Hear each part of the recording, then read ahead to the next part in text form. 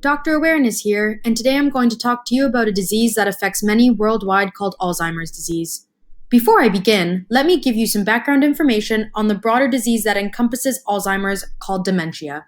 Dementia is a term that describes a clinical syndrome that encompasses the gradual onset of cognitive or behavioral symptoms, such as difficulties in memory, language, and behavior, that leads to impairments in activities of daily living. Alzheimer's disease falls under the umbrella of dementia, accounting for 50 to 70% of all cases, and is one of the most common neurodegenerative disorders encountered in clinical practice. Alzheimer's disease is characterized by severe debilitating impairment of cognitive and behavioral function. It generally affects 6% of the population aged 65 and over and continues to increase with age. Now let's hear about Dana's story. Dana just turned 67 and has been progressively experiencing symptoms over the past couple of years that have started to interfere with her daily life. She's been forgetting everyday things like what she had for breakfast or where she put her personal belongings, and she often forgets where she's going despite having been there many times before. Her daughters start to get worried as her symptoms are progressing and starting to affect her daily life, so they decide to take her to the doctors. They explain to Dr. Awareness that her symptoms started with simply forgetting the odd thing, but have gradually progressed to more severe forgetfulness, lack of coordination, and the odd delusion.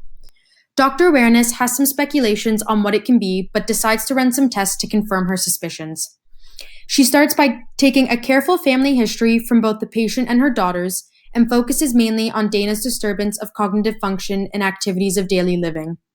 She continues to do a physical examination to look for any important neurological signs in order to exclude any visual or auditory problems.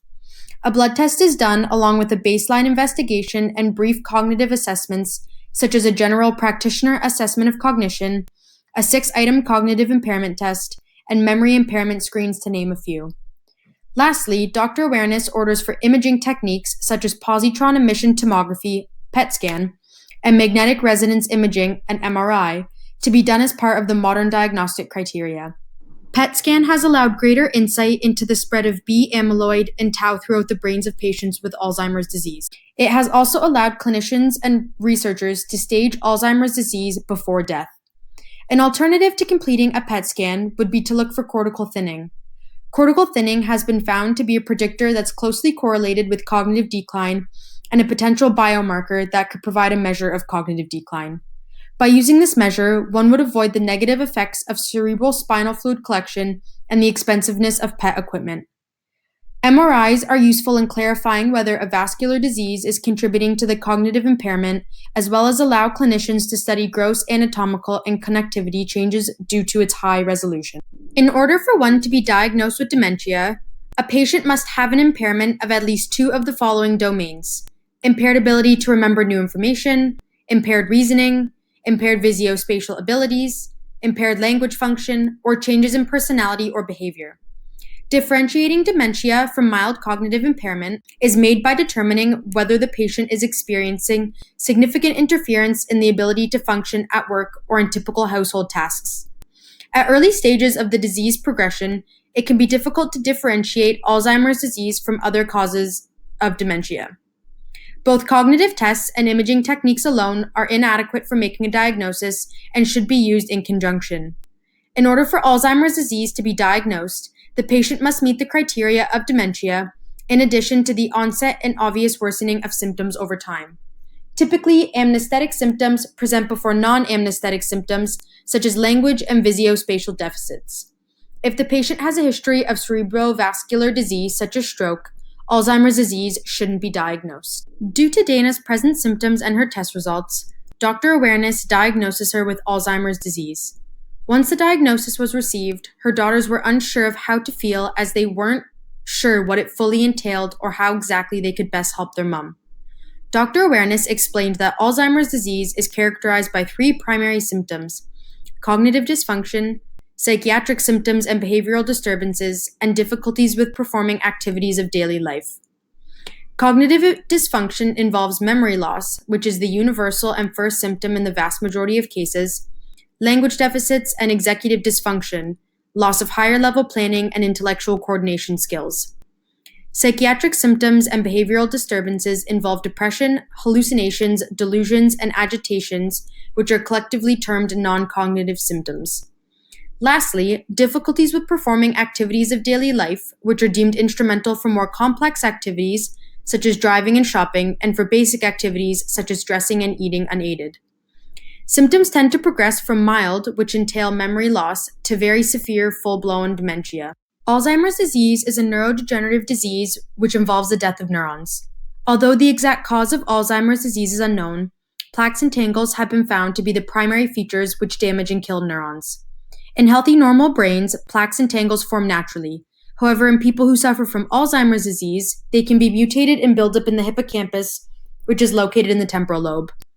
This is where the consolidation of short-term to long-term memory takes place, as well as spatial memory that enables navigation.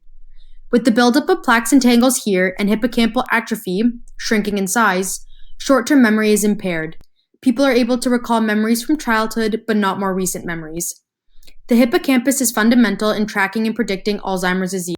Many case control studies have found several unavoidable factors such as age, family history, and the inheritance of APOE4. Many other modifiable factors exist and can be moderated by preventive measures or lifestyle choices and changes, such as head injury, depression, hypertension, diabetes, high cholesterol, infection, smoking, and low physical and cognitive activity. Doctor awareness informs Dana's family that women are more likely to develop Alzheimer's disease than men, and with a higher rate of family inheritance, they themselves should keep an eye out as the years progress. If caught and diagnosed early, prevention methods may be more effective. Unfortunately, there is currently no cure for Alzheimer's disease, and there is a lack of effective treatments to slow the progression. Pharmacological treatments are available with the emphasis on improving or maintaining function after neuronal death, rather than trying to alter the underlying pathogenesis which leads to Alzheimer's disease.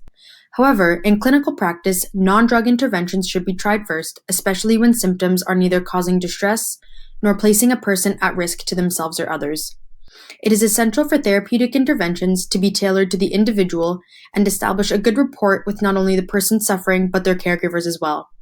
It is found that the use of multiple concurrent therapies may prove to be more effective in reversing Alzheimer's disease progression than a single therapy alone. Excessive neurodegeneration isn't simply reversible by trying to treat molecular targets, so many researchers are now trying to focus on preventative strategies for slowing Alzheimer's disease down in its early stages. Recent findings have pointed to the improvement of one's health and well-being through proactive lifestyle choices such as exercise, cognitive training such as doing puzzles, eating healthy with a particular emphasis on the Mediterranean diet, as well as decreasing alcohol consumption to help slow the progression of Alzheimer's disease. Although these 4 preventative measures can't cure Alzheimer's, they help to manage or prevent the onset of symptoms with the hope of one day finding a cure. Exercise in particular has been found to reduce cognitive impairment. Associations have been found between exercise and beneficial cognitive effects in Alzheimer's patients and elderly subjects. Exercise was found to increase neuronal dendrite spine formation and synaptic proteins. Individuals who are more fit have more gray matter volume than individuals who are less fit. Walking 72 blocks per week was required to confer increased gray matter and reduce the risk of cognitive impairment. Despite Dana's diagnosis, her daughters are doing their best to keep both her mind and body moving. Now that they have a diagnosis, they are better equipped to help take care of her and know what her exact needs are. They can plan for the future knowing what to possibly expect. With the help of her family, caregivers, and the rest of her support team, Dana continues to live a happy and healthy life in the comfort of her own home.